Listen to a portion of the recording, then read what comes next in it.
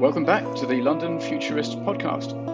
Our guest today is Rebecca Gorman, the co-founder and CEO of Aligned AI, a startup in Oxford, which describes itself rather nicely as working to get AI to do more of the things it should do and fewer of the things it shouldn't. Rebecca built her first AI system 20 years ago and has been calling for responsible AI development since 2010. With her co-founder Stuart Armstrong, she's co-developed several advanced methods for AI alignment, and she's advised the EU, the UN, the OECD, and the UK Parliament on the governance and regulation of AI. Rebecca, welcome to the London Futurist podcast. Thank you for having me, Colin. It's an honor. Thanks for joining us, Rebecca. Thank you, David. Rebecca, I think we have to start with the hot topic of the moment, which is, of course, OpenAI. Much of the world watched agog a couple of weeks ago when Sam Altman was unexpectedly sacked from his role as CEO of OpenAI. And within a week, he got a new job at Microsoft and then got reinstated at OpenAI. A little bit of background for anyone who isn't following the detail. OpenAI is the company that developed and launched ChatGPT last November and GPT-4 last March, which drew the world's attention to the astonishing capability of advanced AI. OpenAI is ultimately owned by a non-profit organization whose avowed primary aim is to make the arrival of superintelligence safe for humanity. The board of this non-profit accused Altman of being less than candid with them, but has still not disclosed the specific reasons why it sacked him. Altman's sacking was so unpopular with the staff of OpenAI that the great majority of them said they would leave if he wasn't reinstated. He was, and two members of the board have left instead. The details of what really happened remain unclear, but it's very tempting to speculate, and like most people, David and I can resist almost everything except temptation. Rebecca, your post suggests that you think the board members did the right thing. What is your take on what happened? Well, Colin, I don't actually have any inside information on what happened at OpenAI. I don't know specifically why the board made their decision. My post that you're commenting on was more of a recognition that the board has specific duties and responsibilities as the board of a nonprofit organization with a specific mission to make sure that artificial intelligence is beneficial to humanity, and that the ultimate responsibility for ensuring the organization fulfills that mission lies in the hands of the board.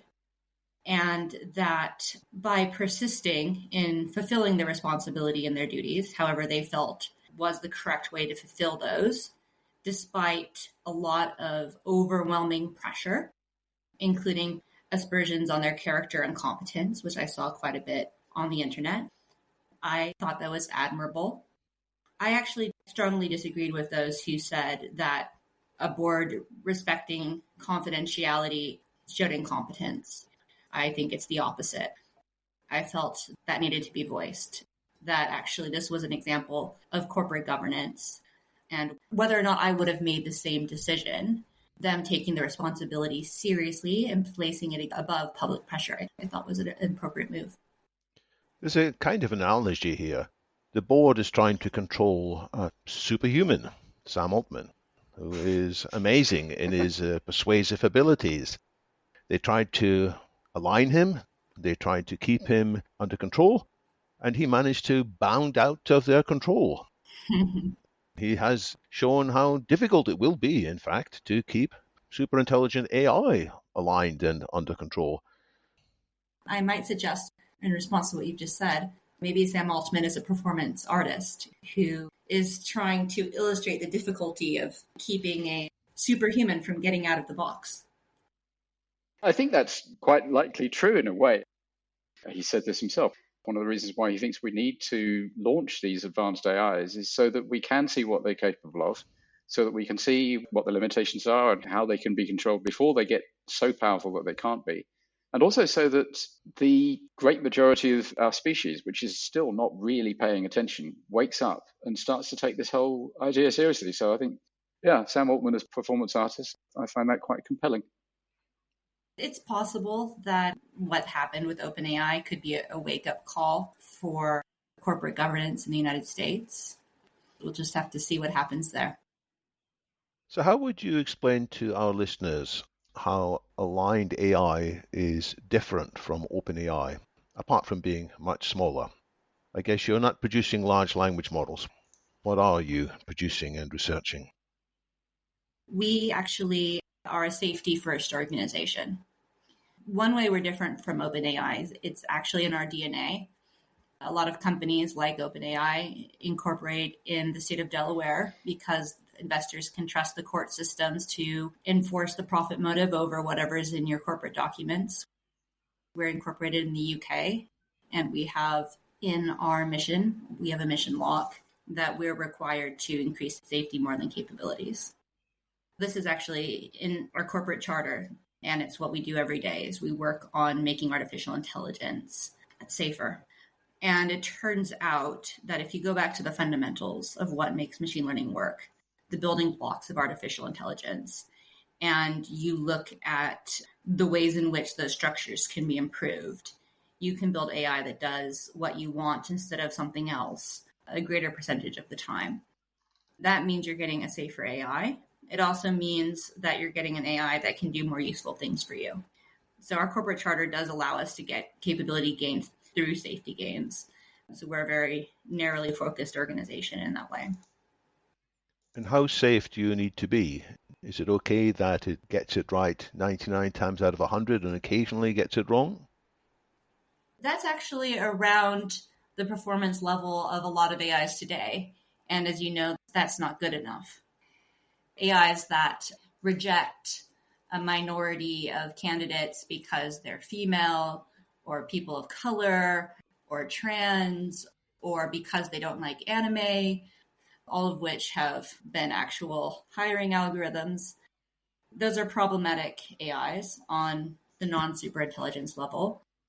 Also on the non-superintelligence level, a recommender system that causes teenagers to be depressed is a malfunctioning AI system, especially if it's targeting that behavior in teenagers, or at least in some small percentage of them. That's a negative impact.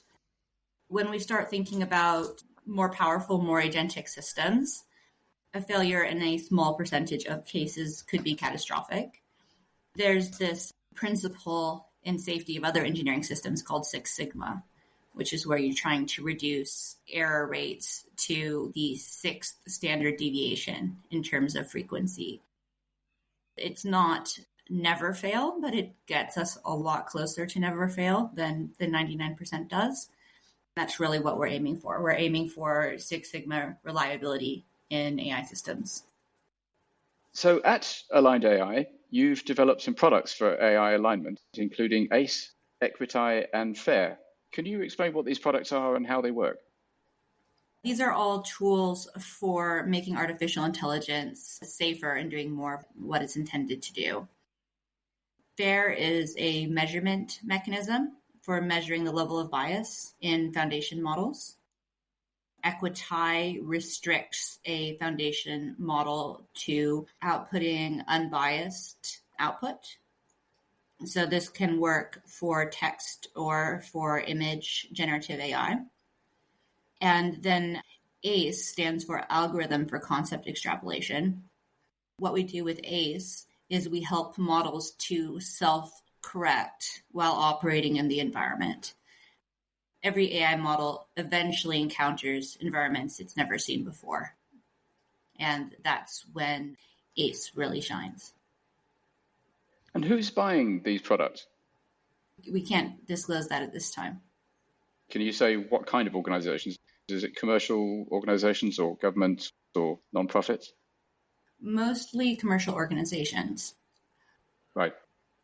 I was interested in an example in the use of faAIr, which was that you gave a sentence, apparently a well-known sentence. The doctor yelled at the nurse because she was late. Who was late? Instinctively, many people blurt out, of course it's the nurse who was late because it's the nurse who is she. And oops, there's unconscious or conscious bias in there. And you've used that to evaluate how many large language models are dealing with not just that sentence, because that's now a well-known sentence and people can tweak their large language models so that it guards against that particular case. Is that the kind of thing that you're hoping to clarify? And the understanding that if there are biases in these systems, they may lead not just to some people missing out on job opportunities, some people missing out on mortgage applications, but to even worse consequences. Yes. As more AI systems use generative AI, then using unbiased output from generative AI can be an aid in solving these problems. Additionally, we can actually use the ACE algorithm to reduce bias in standard non-generative AI algorithms. Worth also noting is that we made the first guardrails project for foundation models, which we called the Prompt Evaluator, which is open source and available at our GitHub account. Basically, you can actually use foundation models to create guardrails for foundation models, which I think you could also apply in the hiring algorithm case, which would be quite interesting. And what kind of things do those guardrails do? You can use a foundation model to evaluate outputs from foundation models or prompts to foundation models, which we've had some success with and other people have now had some success with. So you can ask it to say, like, of this list of 10 pieces of content that you could show to a teenager, my recommendation algorithm has suggested this one. Here's what they've seen previously over the past day. Given that information, do you think showing this content to the teenager is likely to have a negative impact to their mental health? I'd like to see this being applied. It's quite interesting that you could actually use today's foundation models to reduce the negative impacts of older AI systems. So I'd like to see more of these kinds of systems in use. Do you think social media companies will take these? Because after all, social media companies want to keep their teenager audience and all their other audiences engaged. And if something's going to come in and show a safe side rather than an exciting side, they may not want to have it there, especially if they are set up in Delaware where they're taking profit as their highest priority. I'll apologize in advance for being a bit too candid, perhaps, but a dead teenager doesn't make any money for social media companies. Yeah, and it also makes for extremely bad PR. Even if you think that the people who own and run social media organizations are evil, personally, I don't think that. But even if you do think that, it's just not a great idea to go around killing members of your audience. No, unless they can somehow view ads from the grave, Yeah. which we don't have the technology for yet. We'll be right back after a quick break. The People in Performance podcast offers insights into the strategic competencies, behaviors, and results needed to increase the performance of employees and leaders. The show looks at all areas of the world of work, including attraction and recruitment, onboarding, training, and succession planning. Tune in to get a better handle on the stages of workforce planning you need to master in order to guarantee long-term success in a rapidly changing world of work. New episodes drop each week. Check out the latest People in Performance episodes on your podcast platform of choice. Follow us on socials and read the latest articles at pppod.com. So you're pointing out that social media companies and other users of large language models actually have a commercial interest as well as, we might say, humanitarian interest in deploying this kind of guardrails. Yes. Basically, there's only commercial value to be gained from making your artificial intelligence do more of what you intended to do and less of what you don't. You've developed your AI system, whatever it is, for a reason. And to the extent it's doing something other than that reason, you're losing whatever business value it is that you're trying to achieve.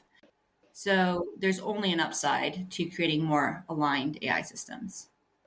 It's an intriguing idea that AIs will be talking to each other to sort of sense check what they're about to say to us. And of course, they think so much faster than we do that they could have really quite long conversations before they actually start talking to us humans. It's a very good point. So can you tell us about the CoinRun benchmark that you've announced you have achieved a higher score on than any previous AI? Why is that interesting? What the CoinRun benchmark tests is the ability of an artificial intelligence to extend the human's intent to a new environment that was not represented by the training data. In this experiment, the AI learns from its training data that the human will give it a reward if it goes to the right. And then it's released into a new environment where it no longer receives any reward. So it can't train anymore. It can't train on reward information anymore. And now the coin in this Atari's type game is placed somewhere else on the level. It used to be the coin was on the right, but going to the right was a simpler feature than going for the coin. The type of machine learning that is called machine learning today looks for the simplest feature. And this is a problem across the board in artificial intelligence. If you have some specialists listening to this podcast, they might know it as the husky lion problem, or the husky wolf problem, or the husky snow problem, or the camel cow problem. It's this problem where AI that's trying to identify sheep learns to look for green hills instead of for a sheep, because it's just so much easier to find a green hill than it is to find a sheep. So in the CoinRun problem, it's an environment where machine learning will find go to the right as the solution to the reward it's receiving from the user, from the program. Now it's placed in an environment where the actual thing we want to reward, going to get the coin, and the policy it learned of going to the right no longer correspond. By going to the right, he will not always achieve the coin. I've just gendered the AI as male, so sorry, AI, if I've misgendered you. It learns to go to the right. So now going to the right doesn't always achieve the goal that the human wants. But normally an AI system is blind to this. It just continues to go to the right. It doesn't notice that maybe it should develop a new policy, that maybe it's not doing what the human wants anymore. So what's unique about our technology is that the artificial intelligence is able to say, maybe the human wants something different now because my environment has materially changed. And please note that in this kind of testing environment for AI, it's not like things are labeled coin and monster and so forth. The AI has to figure that out by himself using the pixel data that it receives. So the AI is able to self-modify in a way. It's got a policy from its training run earlier, which served it well in the original environment, but now it's with a different distribution. It's got to notice that it's no longer getting the rewards as expected, and it's able somehow to alter part of its network of weights or some other internal representation of that policy. Well, the interesting thing in this example is that the AI doesn't get a reward no matter what it does anymore. Going to the right doesn't get a reward. Going for the coin doesn't get a reward, because now it's offline. It's no longer receiving carrots and sticks for doing the right thing and not doing the wrong thing, like getting eaten by a monster. It's not getting rewards anymore. It needs to figure out that even though it's not getting rewards or a lack of rewards anymore, that it should change what it does anyway. And that's what we've enabled it to do. So, naive question. If it's not getting any rewards, why does it do anything at all? Because you've told it to. You set it out into the world as this computational motivation to go to the right. And it'll just keep doing that ad infinitum, unless you use ACE, in which case it'll actually reevaluate and say, should I be doing something else given this new environment I'm in? Is there something else I should be doing? So you use the ACE tool in order to achieve this breakthrough result in the CoinRun test. Mm-hmm. So naively, I guess, you might have an AI that's set up and it maximizes profits, because normally that's what companies want to happen. But this AI in your system would sometimes realize, hey, maybe it shouldn't be maximizing profits anymore because there are bigger things it's got to deal with. Is that anything like what you've described to me just now? Let's see if we can illustrate this scenario a bit more. Maybe because of some strange loophole, some AI discovers that by dumping crude oil in the Gulf of Mexico, it can dramatically increase profits. We'd hope that it would have some epistemic humility and reevaluate its goal so that maybe they actually want me to maximize shareholder value, and dumping a bunch of crude in the Gulf of Mexico is actually going to be this huge PR disaster, and it's going to result in all these fines and loss of goodwill for the company, and I'm actually going to reduce shareholder value here. So we'd hope that an AI can actually be able to develop a more nuanced and accurate understanding of the human intent as it operates in the world. It still seems a bit magical. How is it going to figure out what the underlying human intent is here? I don't know in the specific example of the profit maximizing AI. In the more humdrum everyday world of the ACE algorithm, we're tackling the problem of the structure of the data changing, which is a problem that artificial intelligence faces every day.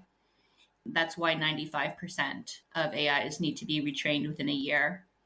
In fact, this is the particular problem that keeps 70% of AIs that are built from ever being deployed, because they're just not good enough at enough environments to actually be feasible in the real world.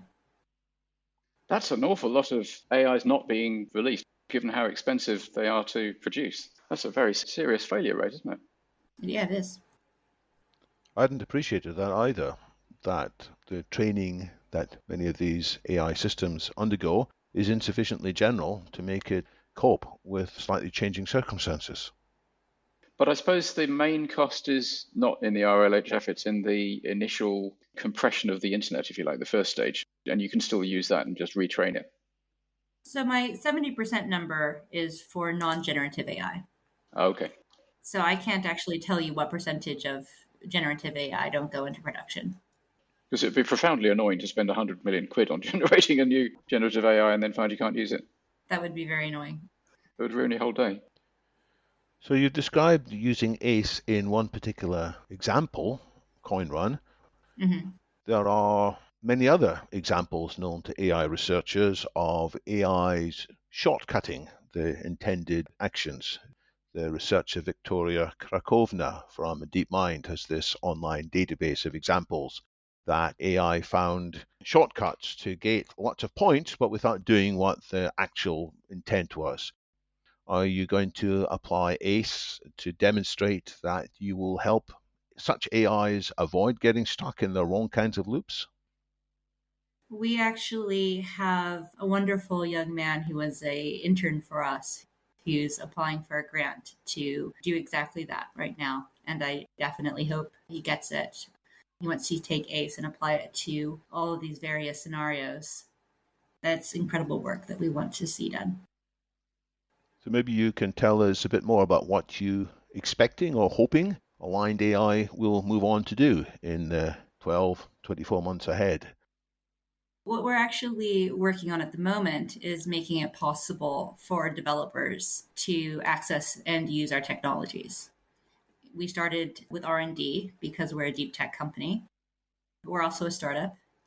And also, we want to make sure that every artificial intelligence that's built is safe.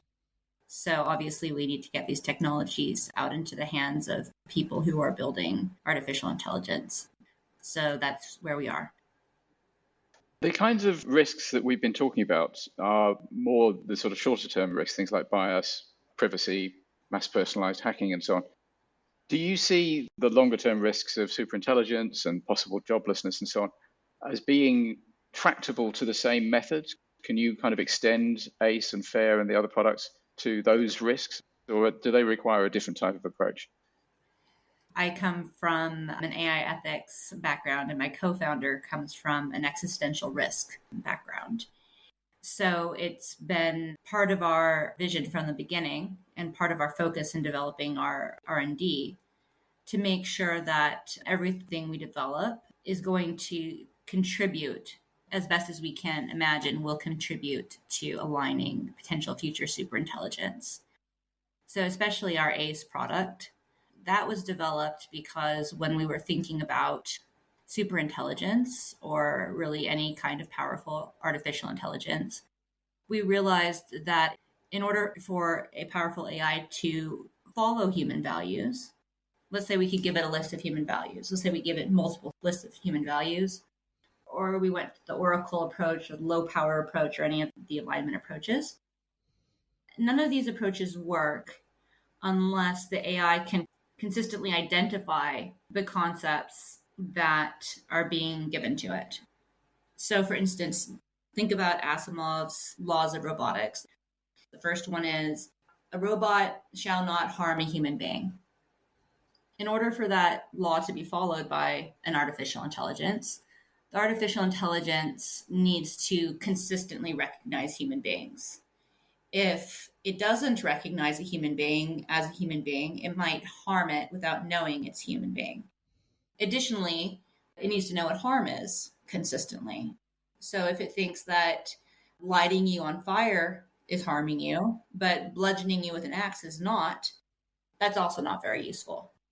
In a real life example, some years ago, a semi-autonomous self-driving car hit a pedestrian, and the researchers at the car company went back and tried to figure out why, and it turned out it was because the pedestrian wasn't at a crosswalk. The crosswalk is a simpler feature than a human being, just like to the right is a simpler feature than a coin. When the AI had been trained on data about pedestrians, even though it wasn't always a crosswalk with every pedestrian, it was just such a simpler feature. That's what the machine learning model learned. Here you had an AI that was trained not to harm humans or not to run into humans, but it didn't recognize a human, and so it hit the human. And this is just a problem that's baked into the way that machine learning is done today. So in order to get safe AI today or aligned AGI in the future, you need your models to be able to consistently identify the concepts and the values that you want to convey to it in the real world. And we might not think that seems very hard, because for humans, that's not very hard. We've done it since we were children. But machine learning models don't think like us. They're different. We were inspired by the human brain to create neural nets. But the truth is that the way that we use machine learning today draws from statistical science. It has all of the assumptions and limitations that are inherent there, and it fails in ways that human beings don't. Also, there's some really fundamentally difficult things to grapple with in what you just talked about. I mean, the concept of harm. In two different circumstances, what's harm for one person might be a great benefit for another person. And humans don't agree on what harm is. We don't even agree with ourselves across time. So you get into all sorts of very difficult, not just definitional, but difficult framing decisions. Asimov, I think, has written some really interesting stories around these lines. Getting into the discussion of, well, what is harm or what are human values is very interesting. And a lot of people in the alignment community are working on those problems. What's unique about our approach is we're not picking a side. We're not getting involved in that very interesting and very exciting conversation. Instead, we're saying, let's empower all of you, whatever approach you have, to be successful. Whichever one you want to pick, let's make that successful. Because until you can consistently, say, identify a human being in the real world, you can't actually implement any of these strategies. So your method allows some generalization from some particular cases. The AI somehow is able to abstract away from these cases and realize, hey, this is a pedestrian in a place I hadn't expected to see one, but now that I see it, it is a pedestrian. That sounds like a tall order, but I guess that is what AI researchers are working on more generally, how to abstract. Sometimes people say if you solve that, that's general artificial intelligence, because the general means being able to generalize. You think you can solve that before general artificial intelligence is here? Because some people will say that's too late by then, because as soon as we have AGI, it's lights out for all of us. We definitely think that AI that has this characteristic is more useful and therefore might be closer to what we call AGI. That leads to the counterintuitive conclusion that making your AI safer actually makes them more like AGI. which you could kind of expect. You're not going to get a naive entity being able to make very complicated human decisions. A couple of the approaches I like are Eliezer Yudkowsky's idea of coherent extrapolated volition, which is a classic Eliezer overcomplicated formula. Simply means getting AIs to look at what humans do, not make any pre-formed judgments about what harm is, even what a human is, but look at what humans in a similar circumstance have done and deduce a sensible course of activity from that. And the other one is Stuart Russell's approach, which is to make sure that the AIs are never certain about anything and that they just keep having to sort of phone home and ask for advice. What do I do here? What would you do here? Those strike me as being sensible fudges. They kind of avoid answering the question, but the question's kind of unanswerable in a lot of cases. I think calling home for human input is very important and very useful. However, if it's calling home for human input 100 times every second, you probably either don't use the AI or you turn the notifications off, which makes it actually quite dangerous. So what you really want to create is an AI that phones home at sensible moments when your input is likely to be valuable and to change its decision-making process. Yeah, at critical moments. So Rebecca, you've been in this field for quite a while, calling for responsible AI development since 2010. The field has changed a lot in the last few years. Do you have any predictions for timelines in the future? Will we be back here in 2030 having the same discussion, or will the world be very different by then? I think we're definitely going to be having a different conversation then. I think if we were having a conversation about the World Wide Web in 1995, and you asked me if in 2010, would we be having the same conversation? Hopefully my answer would have been no. And I think it's the same situation now. Things are already changing rapidly.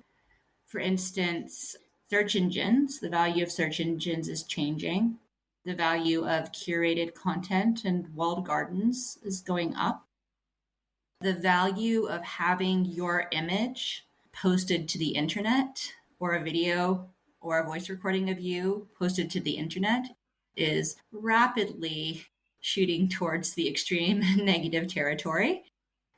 Some people may even, at some point in the future, prefer not to post anything that they write in any digital form whatsoever, because they don't want an AI to be able to copy their way of talking and writing. In fact, a number of people have been very careful to keep any trace of themselves offline for some number of years now, anticipating this moment when deepfakes and text models copying human writing styles has become quite feasible. So I think we're going to see a lot of things changing. And it's not all about superintelligence. A lot of it is about how do our new communication infrastructures change the way we communicate, change the way that we understand ourselves, change the way that we understand community and government, and even what we believe is right and wrong. So the capabilities are increasing. You said at the beginning that your own company's mandate was that safety should take a higher priority than capabilities. Mm-hmm. As capabilities are improving, do you expect the world to get safer, or are you expecting the world to get more dangerous and people will regret having the kinds of conversations we're doing now because our voices will be cloned more readily and used for bad consequences? Our company focuses on the safety of AI systems. So let's say you have a completely safe artificial intelligence that search engine optimization marketers are using to produce millions of web pages an hour. This could reduce the usefulness of search engines, even if it's a completely safe artificial intelligence. So we have to understand that no matter how successful the startup Aligned AI is at aligning artificial intelligence, we are still in a moment of shifting communications infrastructures. Very interesting times. Yes, as somebody said, change has never been so fast, and it's never again going to be so slow. We'll have to run faster and faster to keep up like the Red Queen. Rebecca, it's been a very interesting conversation. Thank you very much indeed for taking the time. Thank you as well. Thank you.